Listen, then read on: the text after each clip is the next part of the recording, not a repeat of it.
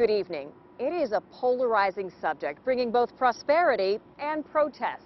Marcellus shale drilling, making friends and making enemies as it impacts our land and our local economy.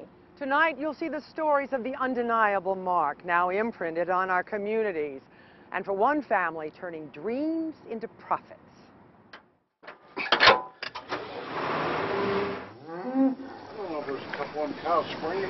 They are the sights and sounds of Pennsylvania farming. A hard, exhausting life. Some mornings we might start at 6 o'clock and not get done until 8 o'clock at night.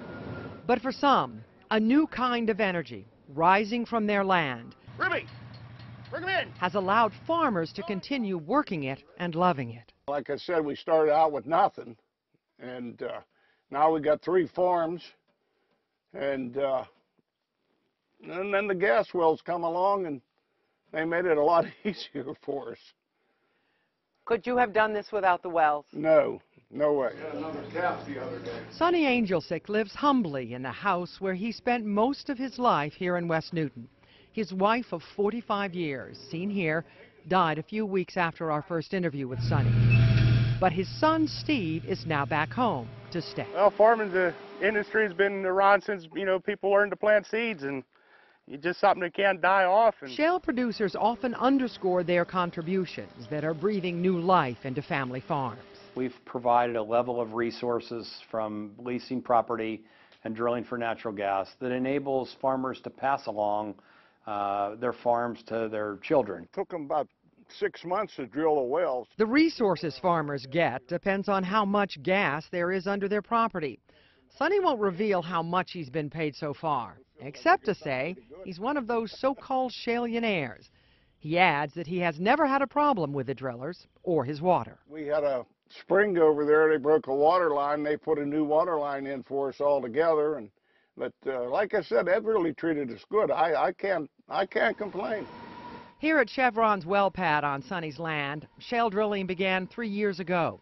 From 14 acres of industrialization, it has shrunk to 2 acres, where new crops are started. This corn was planted back in May, planted on land that used to be covered by retaining ponds that are part of the fracturing process.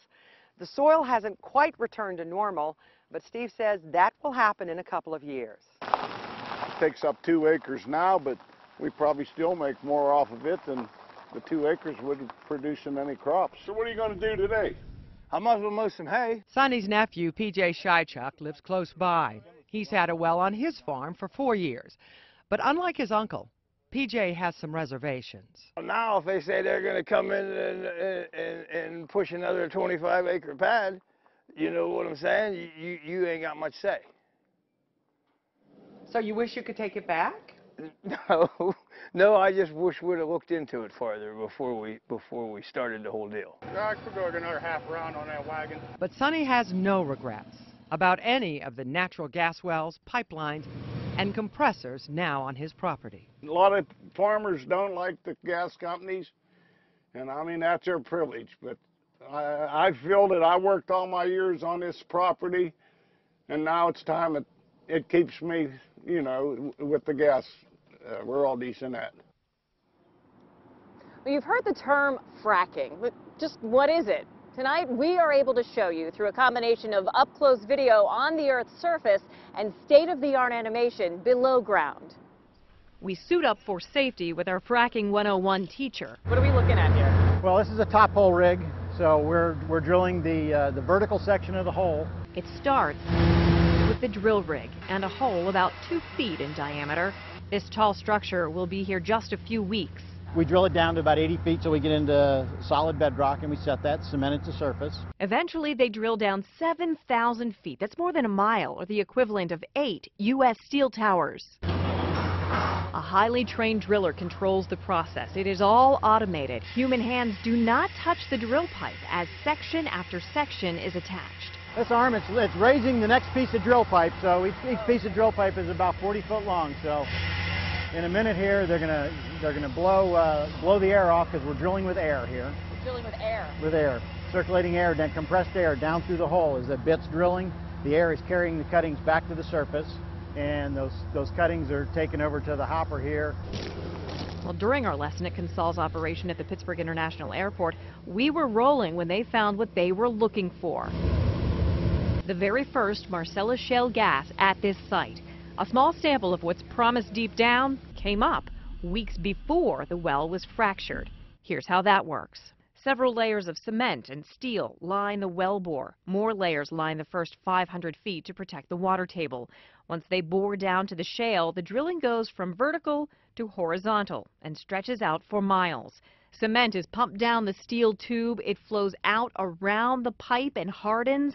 Then, way back at the top, workers drop down what's called a perforation gun. That gun shoots holes through the well casing straight into the Marcellus shale. Next, the mixture of water and sand and chemicals is forced down the well. Once we use it here to frack the well, we bring that water back to surface. We will take that water and reuse it on the next well. When the water reaches the small fissures, it breaks up the shale even more. The grains of sand prop open the shale. The frack water is then pumped back out, and then gas flows to the surface. The entire process takes a little more than a month. One well fracked today could still be producing gas in 2044. And there's a lot more shale drilling to be done here. We have enough inventory of land and potential well bores to drill for 30 to 40 years. Next on Chronicle, what happens when the water turns on?